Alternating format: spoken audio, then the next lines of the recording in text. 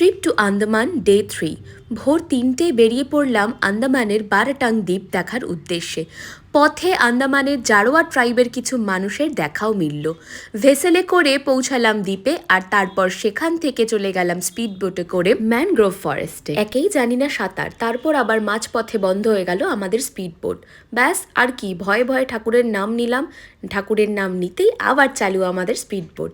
এই করেই পৌঁছে গেলাম আমরা ম্যানগ্রোভ অরণ্য দেখতে। এত সুন্দর অভিজ্ঞতা হলো ওখানে, এত নিস্তব্ধতা, আর গাছগুলো প্রায় কপাল ছুঁয়ে যাচ্ছিল। ওখানে নেমে আমাদের আরও 1 কিলোমিটার মতো ভেতরে যেতে হতো লাইমস্টোন কেভ দেখার জন্য।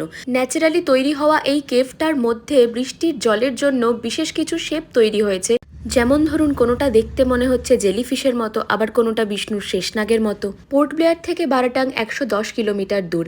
রাস্তাটা অনেকটাই টায়ারিং হলেও সেখানে পৌঁছে যেন সবটাই সার্থক মনে হচ্ছিল।